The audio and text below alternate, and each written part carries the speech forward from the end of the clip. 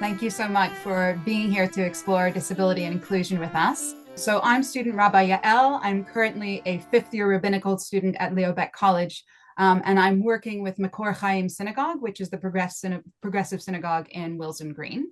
And I just want to pass to Simone, who's co-presenting with me. Simone, if you want to say one or two sentences about who you are and what you do. Hi, my name's Simone Aspis, and I'm a disabled member of both Aleph Garden Synagogue and Makor Hayam, and I've spent 30 years campaigning around disabled people's rights, mainly in the secular world, and I'm really excited by thinking about how disabled people can have a better representation within the whole Jewish community and not just the progressive movement. And with that in mind, I'm hoping to set up a Jewish disabled people's network that will include whatever your religious practices or non-religious practices, and also that we would welcome disabled people with all sorts of impairments and health conditions, including those with learning difficulties and those who identify as neurodivergent. So really looking forward to co-hosting this session with you to whet your appetite. Thank you so much, Simone, and you're doing such incredible work in the world. We both would have wanted to be here with Rabbi Daisy Bogard, who is really a true visionary when it comes to disabled rabbinic leadership and Jewish disability theology. I want to be upfront that I'm much newer to the field of disability theology than Rabbi Daisy, and much newer to the world of disability justice than Simone. But I'll do my best to speak from my knowledge, my experience that I do have, while also acknowledging that it is not yet an area of expertise. It is, however, an area of great interest and importance to me. So I'm really going to ground it in what I have experienced, what I know about in terms of disability theology, and hopefully we can all learn together. Simone, when we were preparing, so wisely told me that in the field of disability justice, everyone is a learner, everyone is always learning. And so I'm approaching this today as a learner and that we're all learning together.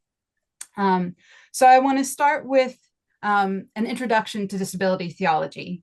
And I want to thank Rabbi Daisy Bogard for really introducing me to the work of Rabbi Julia Watts-Belzer, who is an American rabbi and Jewish theologian. And she's also a wheelchair user. So she's done some incredible work in bringing a Jewish lens and a disability lens to our texts.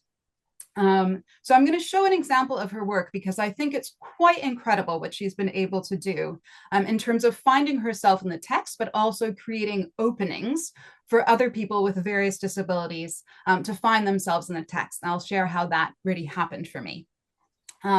So the beginning of Julia Watts-Belzer's story when she's writing her book, Loving Our Own Bones, is that she hadn't really clocked every time that she'd gone to Shavuot services, the Haftarah for Shavuot is always from the book of Ezekiel. Ezekiel was an exilic prophet, quite an angry prophet, but also famous for his vision that he has of God. And the God that he sees is riding on a chariot with many wheels, being drawn by these creatures that seem to be quite unique. So I'm going to show us Ezekiel's vision, which was the opening of the book of Ezekiel. And then I want to show you what Rabbi Julia Watts-Belzer does with it, which really gives a radical interpretation of what it means to see one another in the image of God and to actually create a theology that is within the image of disabled people and within the image of all of us. So here is a bit from the first chapter of Ezekiel, and she's talking about the creatures that are pulling God's chariots. And Ezekiel says, "As I gazed on the creatures, I saw one wheel on the ground next to each of the four-faced creatures. As for the appearance and structure of the wheels, they gleamed like beryl. All four had the same form. The appearance and structure of each was as of two wheels cutting through each other. And when they moved, each could move in the direction of any of its four quarters. They did not veer when they moved. Their rims were tall and frightening, for the rims of all four were covered all over with eyes.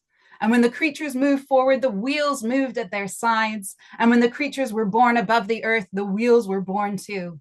Wherever the Spirit impelled them to go, they went. Wherever the Spirit impelled them, and the wheels were born alongside them. For the spirit of the creatures was in the wheels. When those move, these move. And when those stood still, these stood still. And when those were born above the earth, the wheels were born alongside them. For the spirit of the creatures was in the wheels. So that is the vision of Ezekiel, the vision of God riding upon this divine wheeled chariot. And so this is what she does with it. This is from an article she wrote called God on Wheels, Disability and Feminist Theology. On the morning of the holiday of Shavuot, Jewish communities around the world chant from the book of Ezekiel, reciting the Israelite prophet's striking image of God. The prophet speaks of a radiant fire borne on a vast chariot, lifted up by four angelic creatures with fused legs, lustrous wings, and great wheels. The wheels, he says, gleamed like beryl. They were wheels within wheels, which could move in any direction, for the spirit of the creatures was in the wheels. One recent Shavuot, Ezekiel's vision split open my own imagination. Hearing those words chanted, I felt a jolt of recognition, an intimate familiarity. I thought, God has wheels. When I think of God on wheels, I think of the delight I take in my own chair.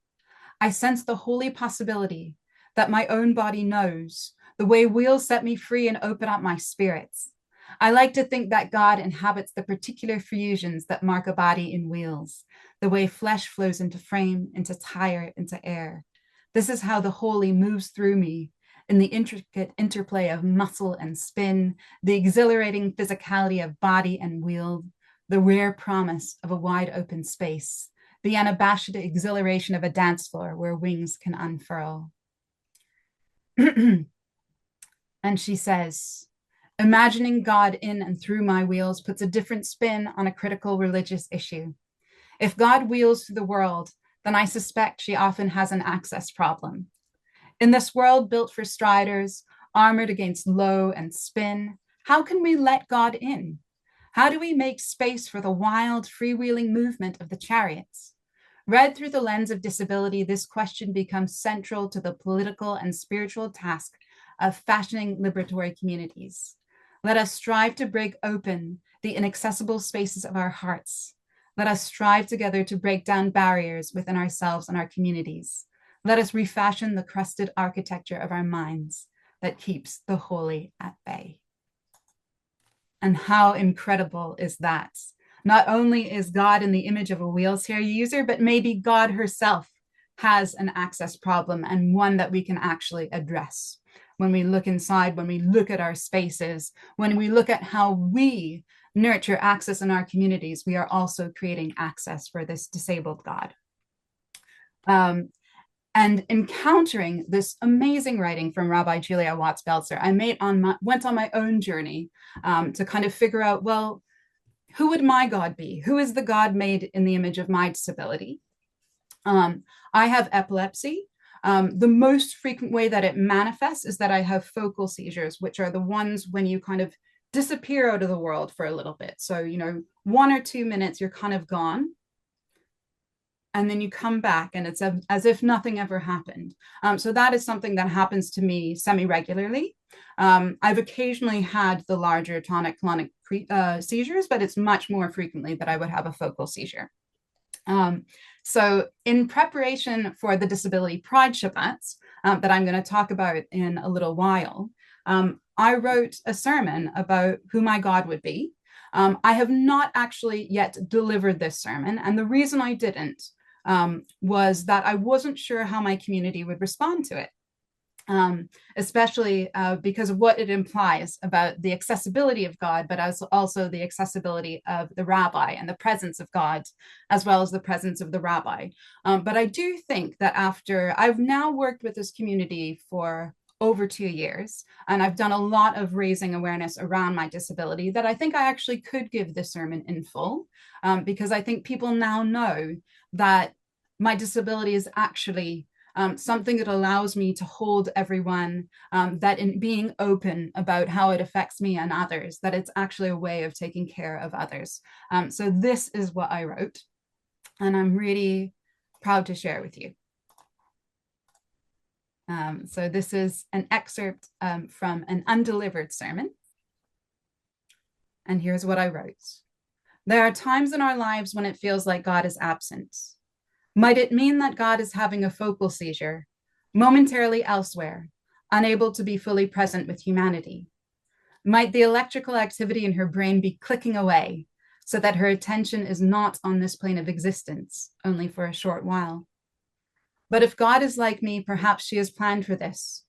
Perhaps she also understands that taking care of herself is key to taking care of others. Perhaps she has appointed some angels to keep her safe while she cannot be present. And perhaps that is why God has entrusted us with being partners in her sacred work. Perhaps this is why we have sacred community in the first instance.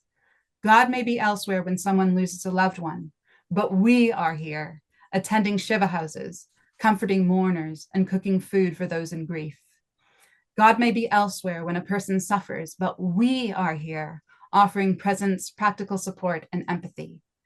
God may be elsewhere when violence is enacted against our community or the communities of others, but we are here, raising our voices against injustice, attending protests, and extending care to those affected. This is not a God who abandons humanity, but rather a God who cares for us, even when she is unable to do so directly, empowering human beings to do her work in this world. So that's where I found myself as a disabled rabbi in Jewish tradition. And I want to pass over to Simone to say a little bit about where she finds herself reflected in Jewish text and Jewish tradition. I'm going to start off really looking at Moses in terms of looking for my inspirations.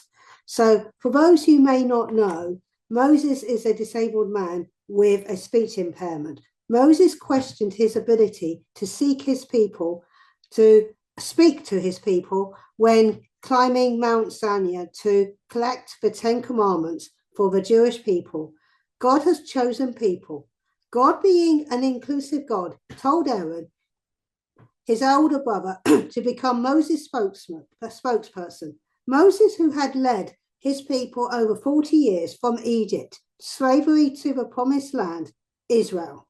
Even when Moses' job is completed, it is only the beginning of Jewish people's claiming our rights and freedoms, i.e., handing God's law to the people. Moses had strong qualities, persistence, courage, and integrity, faced with barriers on the way and seeking guidance from God and others. I would like that Moses represents my life as a disabled activist. Like Moses, I doubted my ability in my leadership as a disabled person. However, the image of Moses leading his people out of Egypt through the parted sea into the promised land, Israel, captures 30 years of activism with a focus on leading disabled people from oppression to liberation or freedom. Oh my God, one needs persistence and courage. I have been at it for half a century, collaborating with disabled people to secure full emancipation in a society full of barriers. Like Moses, I have always collaborated with disabled people as a collective, learning from others and adapting my leadership to allow others to accept leadership. Whenever I have faced challenges, I have always sought divine guidance, often through talking through challenges to my dragon's wall as well. So that has always been my life. However, when I first, as a child, I always struggled as a disabled person in the Jewish community. I faced discrimination in accessing mainstream Jewish education. When I wanted to go on a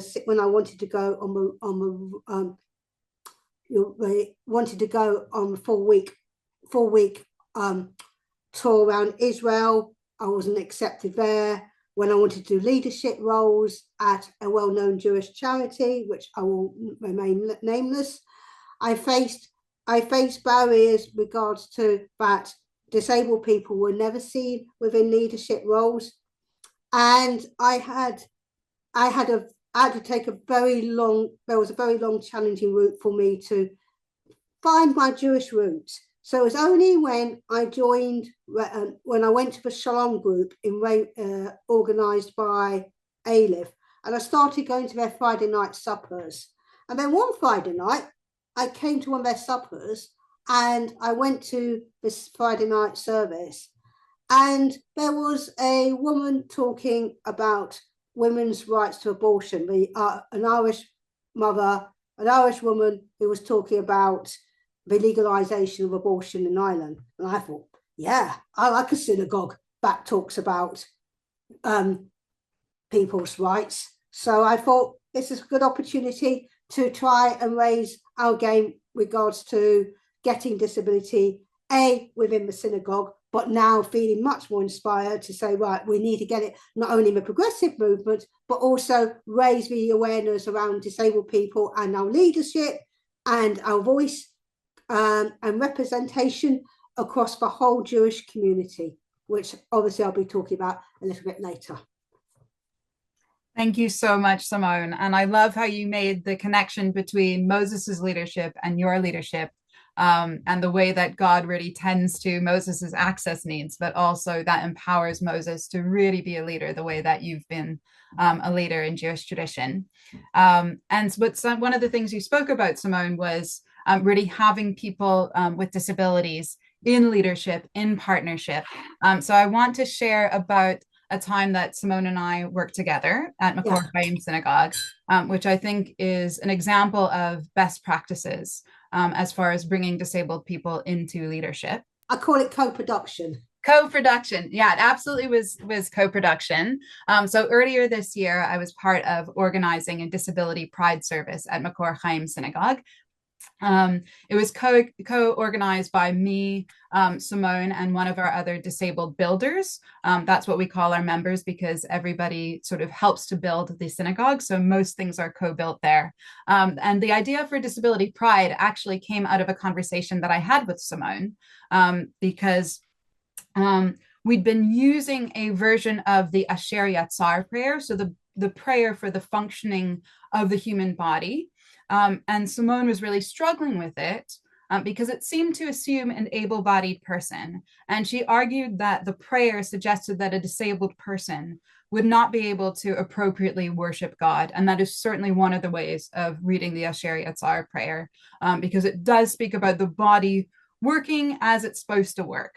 And for so many of us, our bodies, whether we identify as disabled or not, don't work as this prayer imagines. So absolutely perfectly, everything functioning together. And does that mean that we cannot worship the divine? Absolutely not. So it was within the context of that conversation that I shared with Simone that I'm disabled too. And that is how the idea for Disability Pride was born. So we extended the team to someone else who joined. As part of the service, we created our own Siddur, which I'll show you in a minute. We each gave a mini Dvar Torah about disability. So I spoke from my perspective about radical rest. And we also had we also have a visitor. Dalia, would you like to say hello to the entire progressive Jewish world? Okay, Dalia's going to go away with her dad. And that was an exciting interruption. I feel like disability theology allows for interruption. So we each gave our own Dvar Torah about disability from each of our perspectives.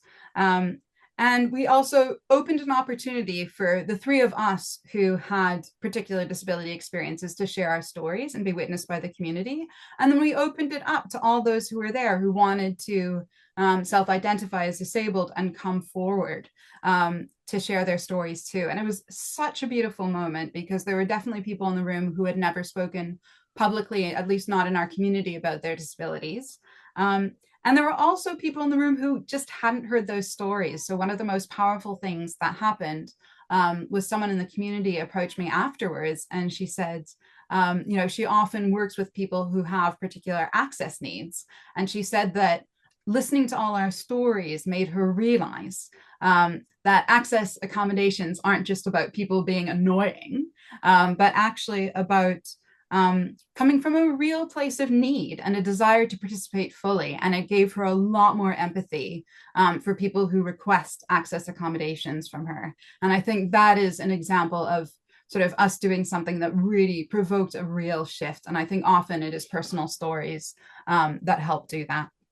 One of the other things we did was we invited all disabled people up for an aliyah and a blessing. So actually, I will show you the blessing that we gave everyone. This was I ultimately wrote it, but there was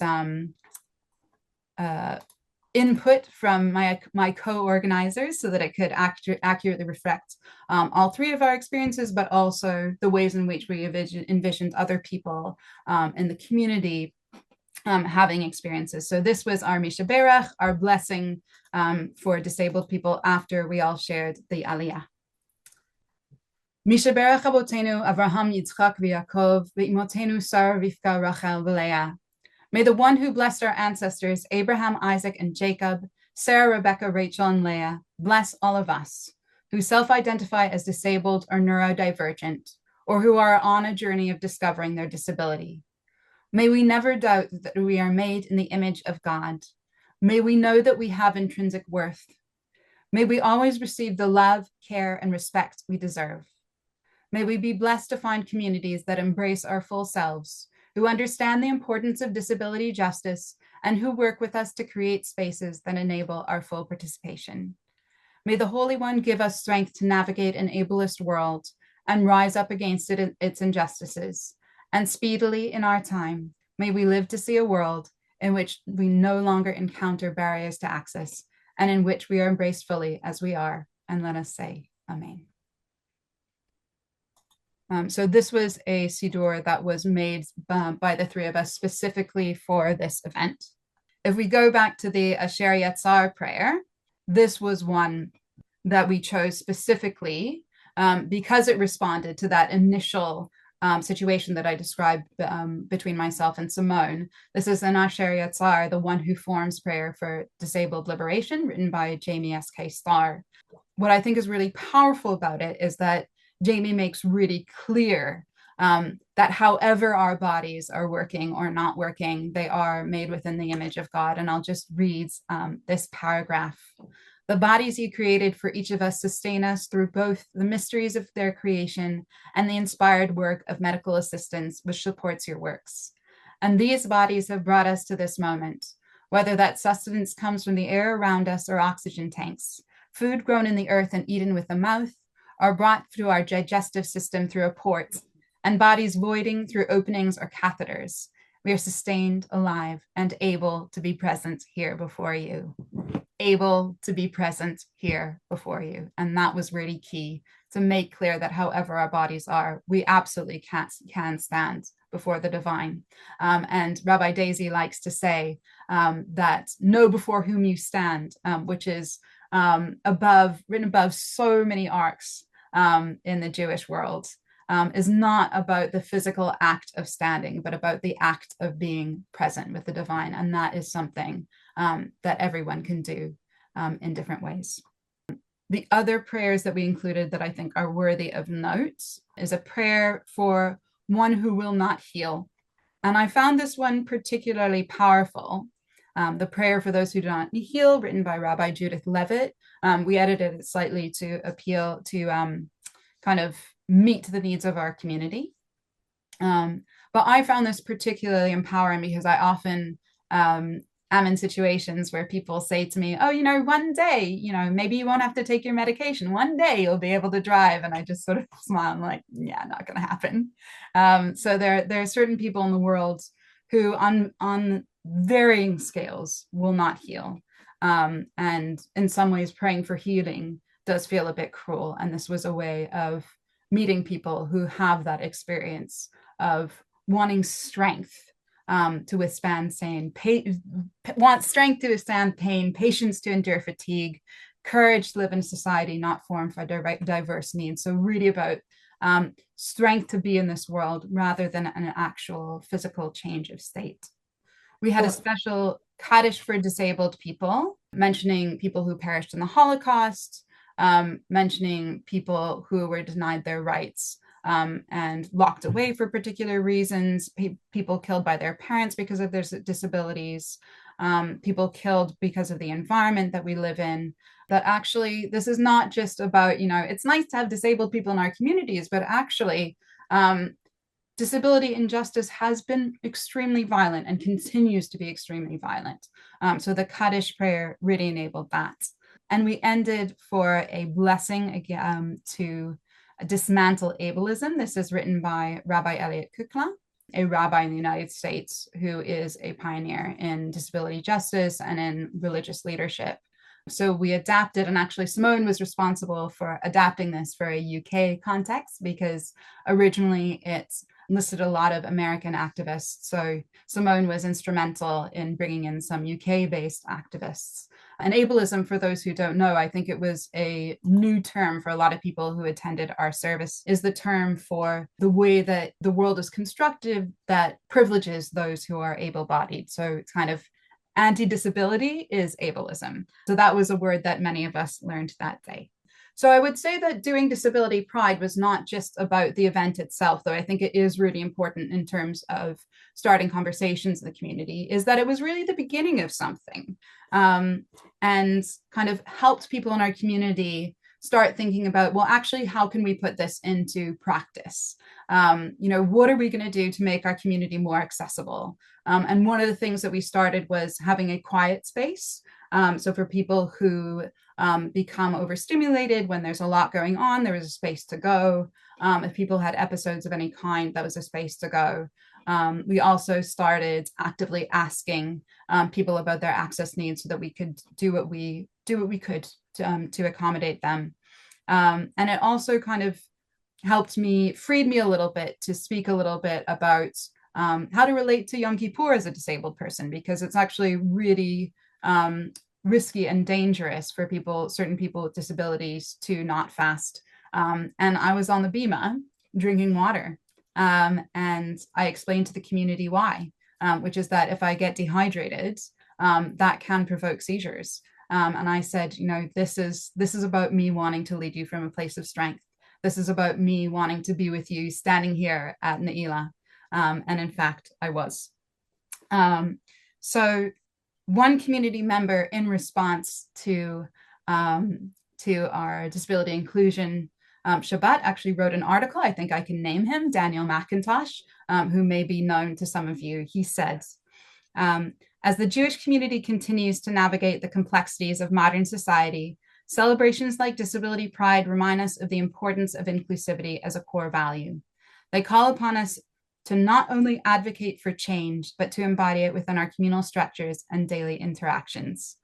So the question really becomes, how are we doing with that? Are we actually doing that?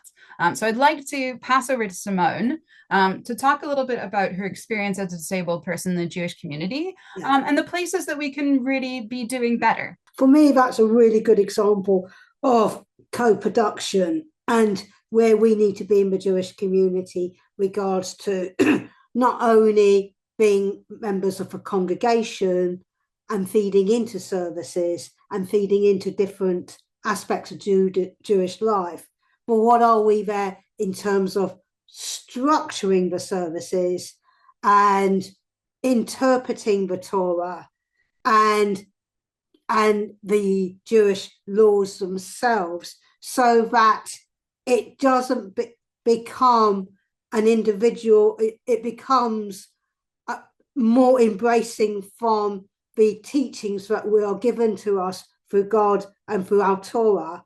And the Torah gives us a real opportunity, as Yael and Daisy have demonstrated, to look at how we can interpret the Torah that enables disability justice to be expressed and to be there. It's actually there in the Torah. And yes, I think if I can really start from right at the beginning in terms of, as a disabled Jewish person, we probably all experience a level of ableism, and also disableism. That's when we understand the world we live in actually disables us through not providing us with the support that we need.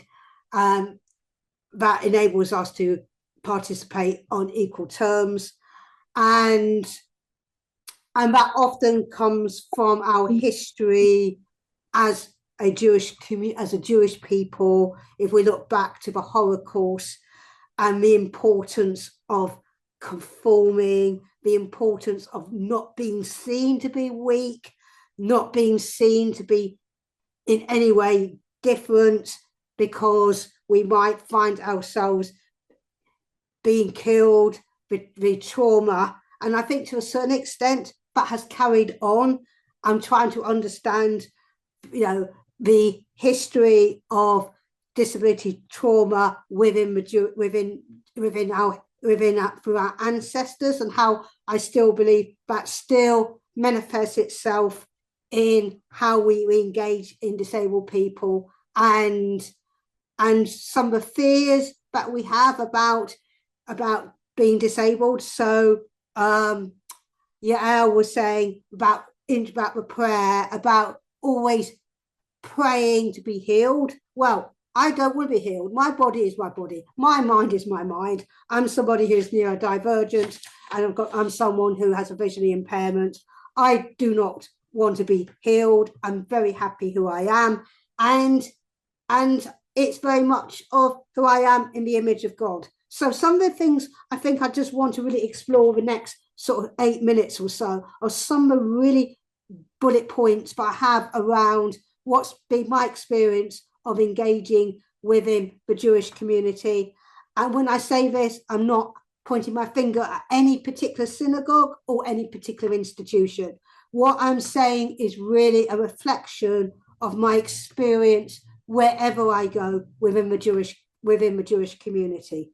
So I think the first thing to start off really is nothing about us without us. So I do go into synagogues, and I do go into conferences where it's non-disabled people speaking about how we should include disabled people. How do we do a service for people with learning difficulties? And it's very much asking the question, who is actually deciding what is inclusion? So when people say what is, say they're going to be doing things for us, the question for me is, who is deciding what is inclusion, and what does inclusion look like for us? And I experience that. So first thing I think we really need to be focused on is nothing about us without us. So it's really about the sense of co-production. If we understand what co-production is, which is working as equals with us, then second thing we should also be focusing on is really understanding that the barriers that are created are the barriers that are created by other people. So social model of disability is a model of understanding disabled people are not the problem. It's not the fact it's not our bodies or our minds that are the problem, but it's about how the world organizes itself. This was a model developed by Mike Oliver, which is used prominently within the disabled people's movement. And it was developed by the Union of People with Physical Impairments, adopted by British Council of Disabled People and the UK Disabled People's Council. So this is looking at three major barriers. First one is looking at the attitudinal barriers that we experience within Jewish life, whether that's rabbis, whether that is our leaders, looking at the attitudes that other people hold about us, that limit our ability to engage. Second thing is looking at the environmental barriers. So when we look about environmental barriers, we're talking about the physical space. So the synagogue, look at synagogue space, the lighting, the acoustics. Does this space feel safe to be in?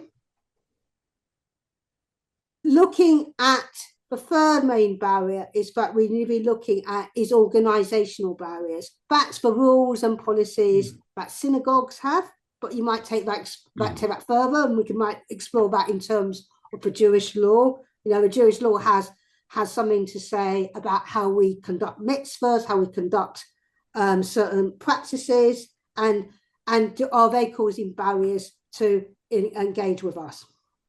There is the Equality Act, which is really useful for Jewish institutions to be looking at. So one of the big barriers I have at the moment seems to be, oh yeah, we will do individual adjustments for individual people. Yes, we will make some things accessible within the building as and when we need to react. But the Equality Act is a piece of anti-discrimination legislation that covers all equality strands, including disability.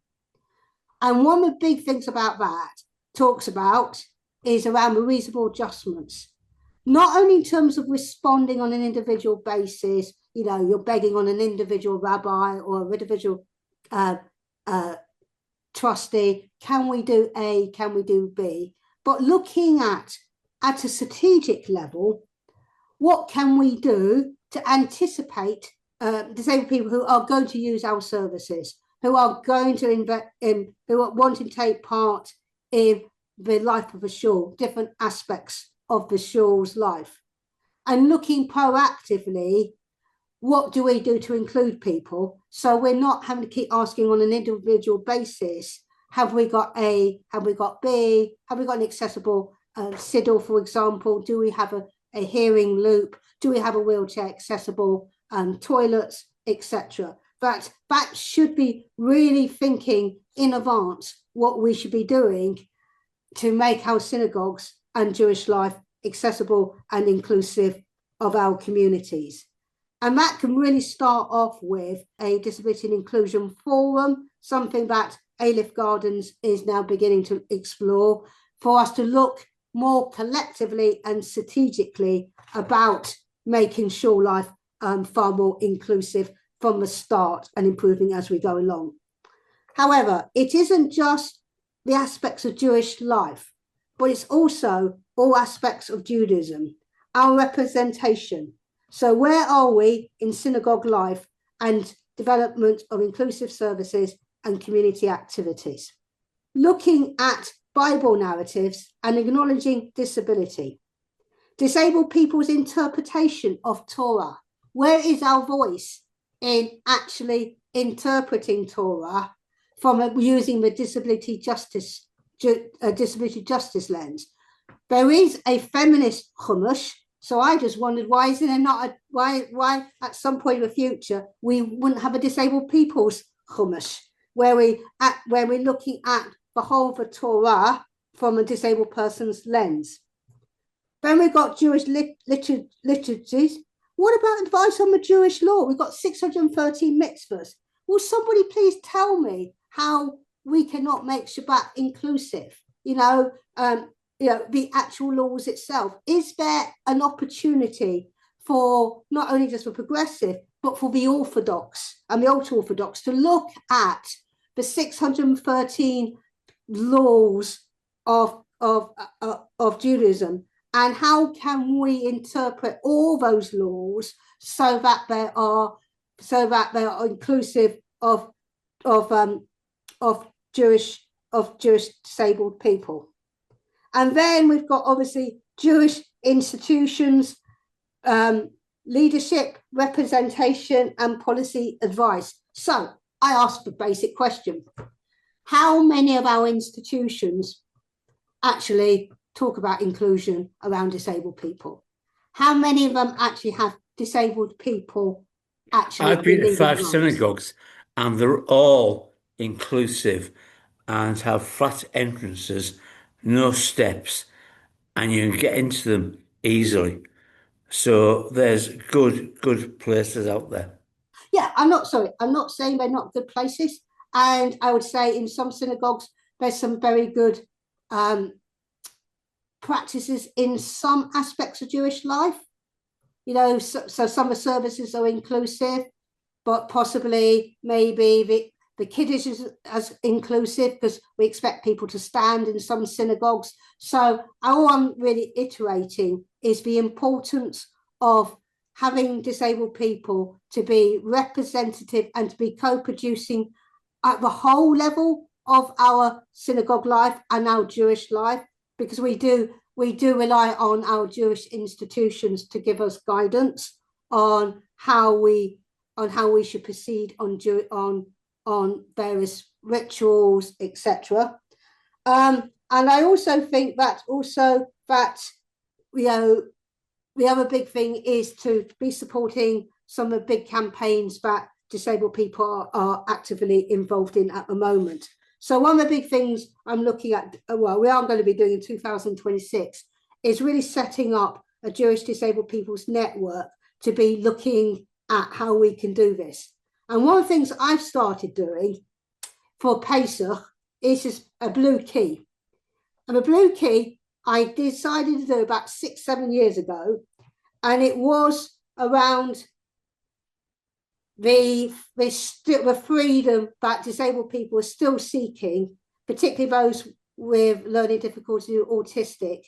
They are still being locked up in hospitals, and still the fight of their freedoms, but the freedoms that many of us take for granted. So Pesach has always been about reminding ourselves each year about enslavement and about our struggle for freedoms. So I used that year, I think it's 2017, to actually look at the struggle disabled people have free from institutionalization. And it hasn't been updated.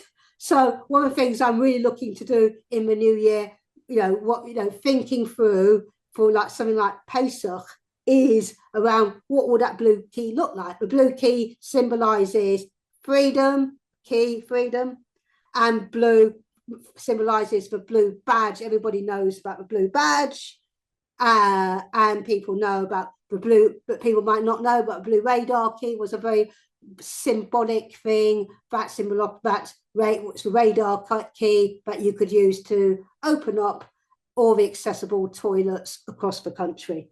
So we are really looking to invite people to come and join us. Join us with the network to start really thinking collectively about how we can better engage with our local synagogues, our Jewish institutions, to look at how we can look at doing Bible study, Torah study, to really try and look at how we can really embrace disability justice in all the work that we do as Jewish people. Thank you so much, Simone. So I see Moishe Mary Bagel. Would you like to ask us your question? We normally, buildings are constrained by the fact that they're older buildings, and we kind of have to work around what they are. Cardiff Reform Synagogue has the opportunity to move to a new building next year, and it's going to be fantastic for those with physical disabilities. But I've got some concerns around a number of our congregants who are neurodivergent, and there's a lot of invisible disabilities. And I've been looking for suggestions of what we can do, sorry about my dogs, to make sure that it's inclusive for those people. And it's quite difficult to kind of find guidance on what you can do when you do get that glorious new disability accessible building. It's white lighting, and it's quite difficult to have spaces to step out, and it's quite difficult guidance if you've got any. Yeah, we very much hope that our future synagogues would go to somewhere like Proudlock Associates. So they are a specialist agent, architects, building design, that kind of thing, that was set up by Tracy Proudlock and her husband, both disabled, and would be able to provide that assistance regards to how you can make buildings fully inclusive of disabled people with a range of impairments and health conditions, including autism. I knew that was going to come up. Thank you.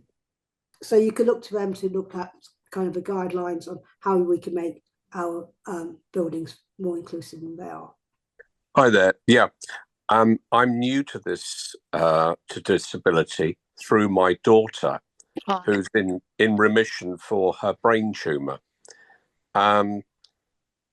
When there's a video, an instructional video, I find that there's music in the background, and she's trying to work out the words from the music. But a lot of videos do have music in the background. I just wondered if anyone's had any advice on this.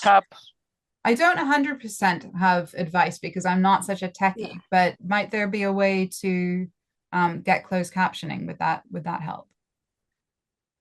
Because I think for a lot of websites you can it's not always perfect. Because if it's something like a charity or something like that, you'd very much hope they would be able to think about editing out the music so that it would just be that you would just hear the people's voices.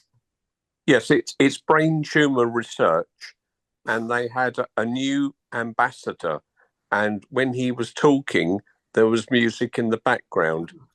So I would go back if it's. We did. Yeah, and remind me of the Equality Act. You've got the Equality Act now. All right.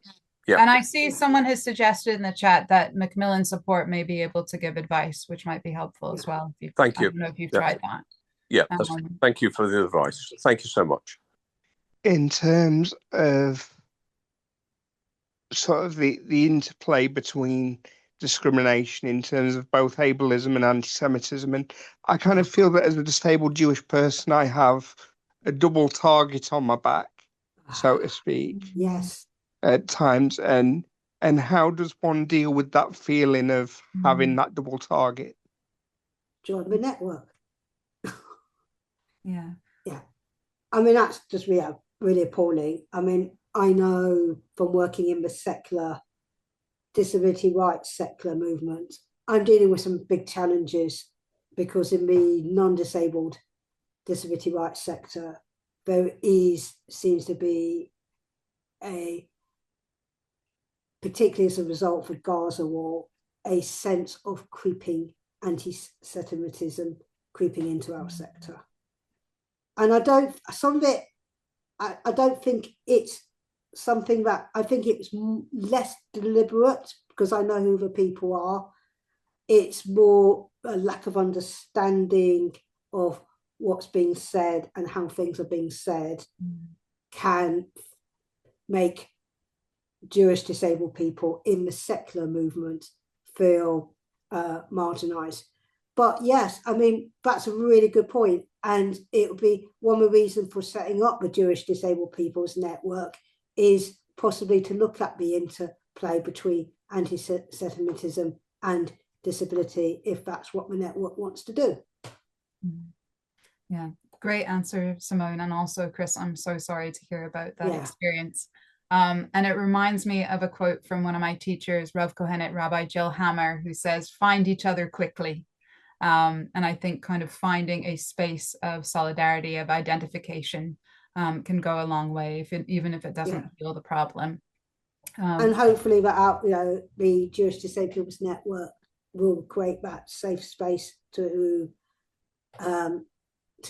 hopefully bring some solidarity together for us to be able to deal with that kind of discrimination that comes our way. Okay, so I'm going to go to Ilana for our last question. Hiya, good evening. Thanks for organising tonight. I'll try and keep this as brief as possible. So basically, I did put it in the chat, but I don't know if anyone's seen it. Just looking at like youth, so there's like so many lovely things for young people. There isn't always the support system for, so my son he's neurodivergent, and but severe catatonia, which is basically debilitating anxiety. And so it's only been since last May we've got personal assistance. We live outside London, so but like if we chose to go to like, I don't know, Lamurde or something and celebrate it together as a family, but also have time when he, like my son, can feel empowered and go, actually, I wanted to go and do this.